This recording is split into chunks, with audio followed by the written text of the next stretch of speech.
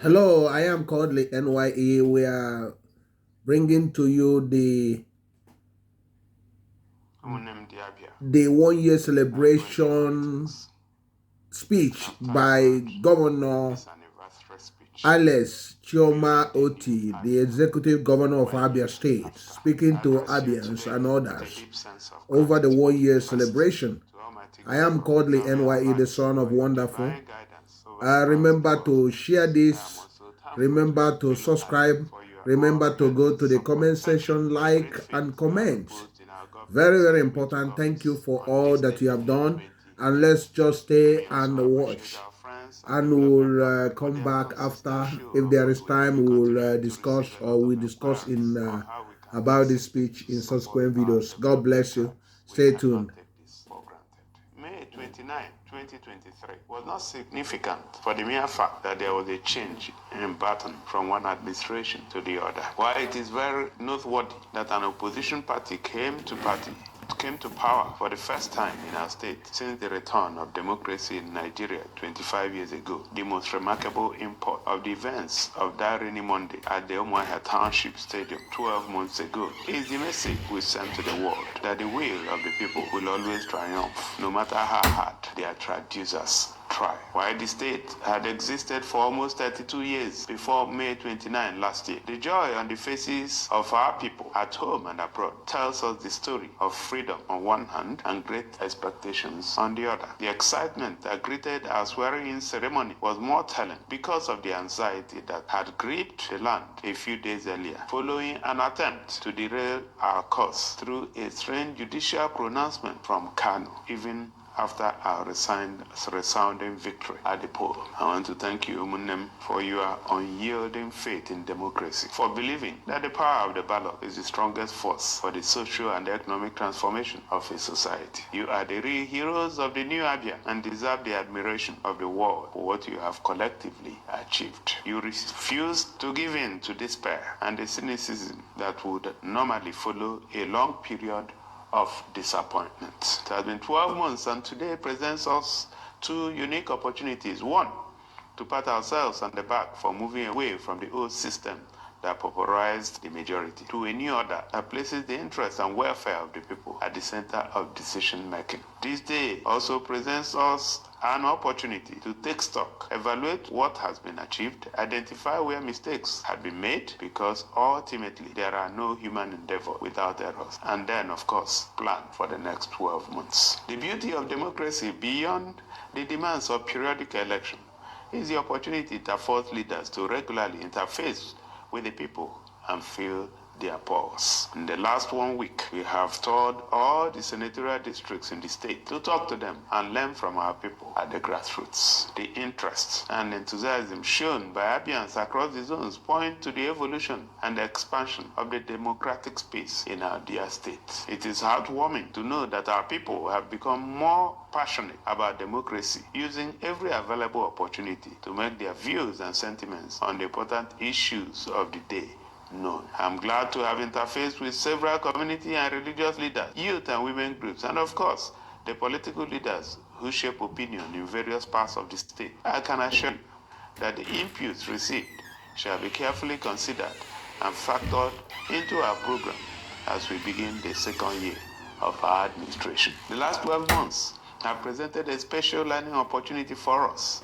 because leadership is essentially about learning. Ours, so far, has been the story of the man in the arena as Theodore Roosevelt captured it. We do not seek perfection, but to make things better for the ordinary Abian who first believed in the beauty and prospects of democracy. We strive valiantly, but again and again we come short, not because we so desire, but because it is the nature of human endeavors. Our modest success in the last 1 year has come from waking up with new enthusiasm each morning, believing that we shall achieve better outcomes in the new day, having learned from the mistakes of yesterday. In the last 1 year, we have rehabilitated and reconstructed over 80 different stretches of roads across the 17 local governments of the state, while we have committed the bulk of our resources to the urban centers of Aba and Umuahia because of their strategic importance to the economic and social trajectory of the state. The truth is that our road infrastructure development agenda has been spread to all parts of the state because whether urban or rural, every community in the state is important to the economic ecosystem of Abia. Even then, our most significant stride in the restoration of the state's road infrastructure network has come from taking on long abandoned stretches of roads. Port Harcourt Road, Aba, was in terrible shape for almost 3 decades. Today, the story is changing very rapidly, and it is easy to see why the people fought so hard to move away from the mediocrity of the past. The ongoing reconstruction of Osisioma Ekpara Road, abandoned for more than 20 years, is another strong testimony to our commitment to the restoration of the economic glory of our dear Enyimba city. Residents, businesses, and visitors to Omuma Cemetery, MCC by Abowere Road, Shalom, Udabala, Umuimo, Ehi, Kent, Old Court Roads, and of course, the University Road, College Road, and the Green Avenue that we are all commissioned yesterday.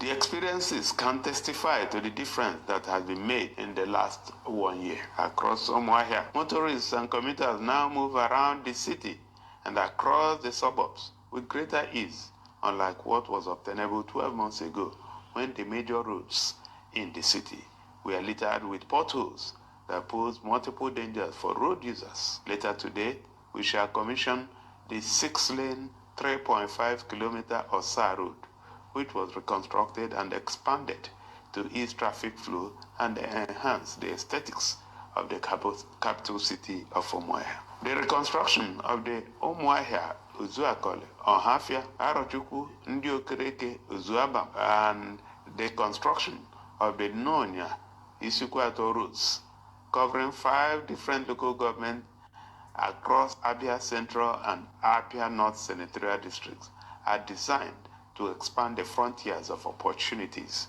around our major agricultural zone, increase access to urban markets for farmers, and expand the investment corridor beyond the urban centers. Our road restoration project in Ubohia and Ohanku areas of Aba will stretch into several communities in Aba South, Ugunabo, and Okwa East local government areas, opening up new pathways for multiple economic activities, including manufacturing, real estate development, agriculture, metal fabrications, and local crafts. The reconstruction of the Ubohia and Ohanku roads highlights our commitment to the welfare of the common man, on one hand, and very significantly, a fulfillment of our promise that no community shall be neglected as we work to build a society where the opportunity to dream and become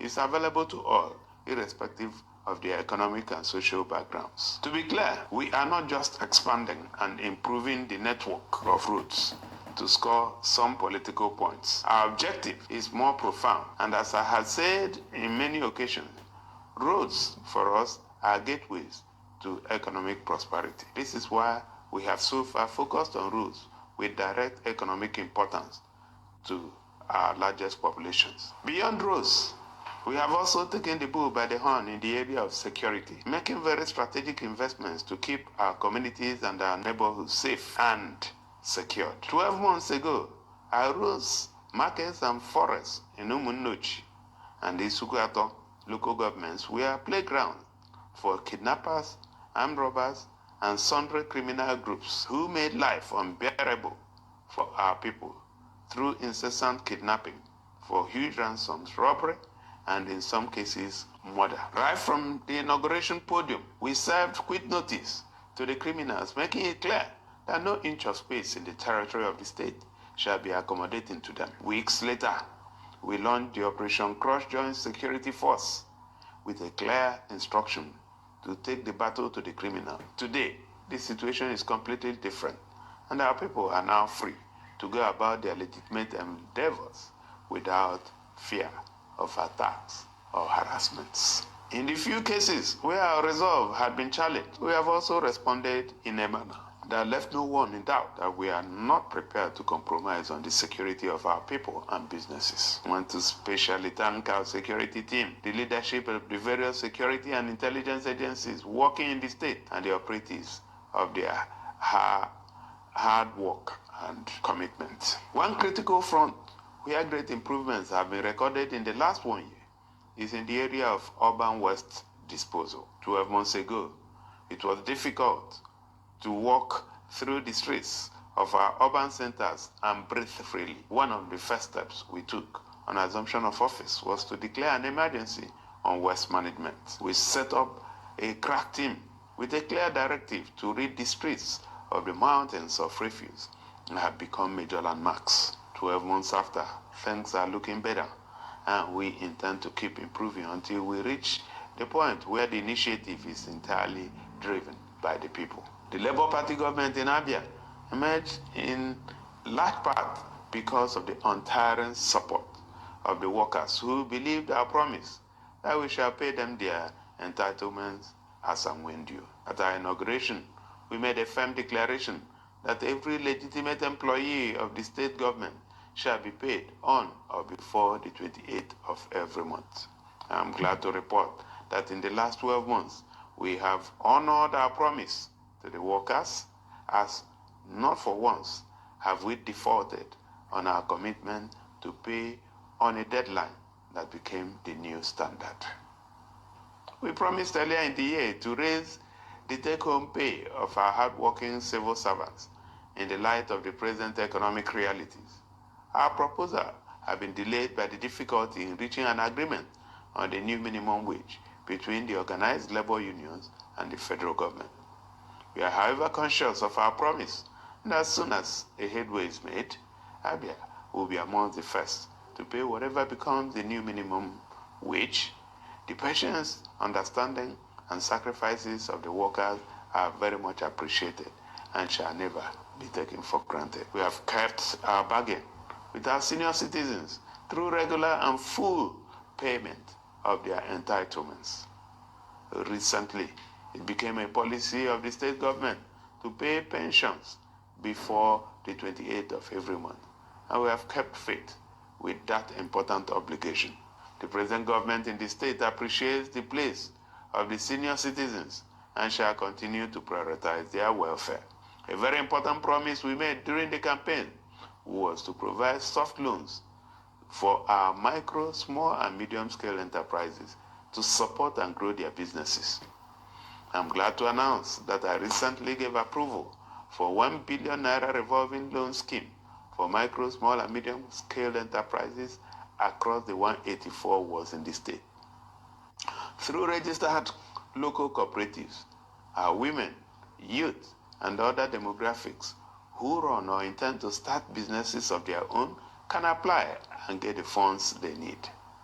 We encourage the beneficiaries to be faithful to the terms so that others can also benefit. Our efforts at reviving the health sector are already yielding great dividends with the resuscitation of the State Specialist and Diagnostic Center in Umuahia. Presently, the Eye Center at the facility has become a major reference center in the region, providing quality services to patients from far and near places. Before the end of the year, we fixed the hitherto dilapidated Abia State University Teaching Hospital, ABSUT, and got its accreditation restored after 3 years of its suspension. Do not forget that we had earmarked 15% of the entire budgetary outlay for the 2024 fiscal year for the development of the health sector. The goal is to increase access and quality of care that our people get at the various primary, secondary, and tertiary health facilities in the state. In that way, rehabilitation is going on in several of the facilities. In the same vein, we have also launched several initiatives to make education an integral part of our development agenda. In the 2024 fiscal year, 20% of the entire public sector spending shall be channeled into the education sector. At the moment, we are rebuilding and remodeling 173 primary and 54 secondary schools across the 17 local governments of the state. Our target in this regard is to improve the physical environment to support effective teaching and learning. We are also building staff quarters within the school premises to provide suitable accommodation for our teachers. Many of these structures will be completed and put to use in the next 3 months. Also in education, we recently commissioned a full audit to determine the staff needs of our primary and secondary schools. By the time the audit is complete, it will be easy to identify areas of critical needs, particularly in science, technology, engineering, and mathematics STEM. When we have our data sent in and carefully considered, we shall open the door to bring in graduates with requisite qualifications and experience to join the employ of the state government as teachers. It may also interest you to know that we have launched a major initiative to make teaching more attractive, including raising the retirement age for teachers from 60 to 65. An improved pay package for them will be announced as soon as the details are concluded. In the area of sports, let me gladly inform Appians that grassroots sports have received good attention in the past 1 year. Our professional sports teams at national and international levels are flying the flag of the new Abia higher at every outing. We are also seeing a revival of school sports, investment in sports equipment, and rehabilitation of sports facilities for professional and recreational uses. We are presently in discussion with several partners who have indicated interest to work with us to develop the College of Sports Excellence within Nsulugem Village. This facility, when operational, will be the best of its kind in the region and will serve to nurture sports talents from the state to become excellent professionals. From ICT to emergency services, agriculture, trade, commerce, judicial reforms, poverty alleviation, women empowerment, and protection of the most vulnerable groups in the society, our administration has shown great resolve to do things differently and achieve results that impact positively on the life of the people. Fellow Abians, permit me to tell you that the most important achievement of the government in the last 1 year is the new sense of optimism that has been created amongst our people at home and abroad. People now see clear direction in leadership and are filled with new belief, the conviction that we shall get it right. In the new Abia, collaborations have become a very important philosophy. This can be seen in our relationship with the legislative and judicial arms of government. I want to very respectfully the two very important arms of government in our state, Right Honorable Emmanuel Emerowa, the Speaker of the State House of Assembly, and Justice Lillian Abai, the State Chief Judge, for being effective partners in the push to build a state where the principle of interdependence are leveraged upon to achieve better outcomes. Thank you for being very supportive without being subservient. We have made the business of governance at local governments a very serious endeavor, and so far the results speak for themselves. Very pleased with the performance of our mayors. We are seeing new routes being opened to support agricultural development and improve production. Local government secretariats are being retrofitted, and community development projects now get steady government support through the mayors. There is also a grassroots-driven security architecture that is supported by the mayors. This has made our communities much safer and peaceful. I want to thank members of our team, especially the Deputy Governor, Engineer Ike Chukwuemeto, and other senior officials of government for the great sacrifices and commitment of the last year. Abia is better today on the strength of your efforts, and posterity will never forget you. Gratitude is also due to members of the fourth estate of the realm, the media, for being very effective watchdogs asking questions where they need to, and pointing us to where we have come short. We shall remain worthy partners in the New Abia project. We are not unmindful of the blackmailers and hired agents of opposition who dish out lies and half-truths daily, hoping that we will invite them for settlement or be distracted. Our response to them is simple, that their demands will remain unmet, no matter the number of videos they churn out, and we will never be distracted. Our loyalty is to the generality of Abians, not a handful of selfish individuals and groups. As I conclude, may I especially recognize our friends from far and near who support us by telling our story to the world, highlighting the positive things we have done using their social and traditional media platforms. As we begin another lap of our journey, one thing I can assure you is that we shall continue to work hard not to disappoint you. We shall daily strive to meet your expectations, and at every point, we shall be treated with great respect as worthy partners in the efforts to build something great for the present and future generations. The next 12 months promises to be rewarding because the fruits of much of the investments we have made in the last 12 months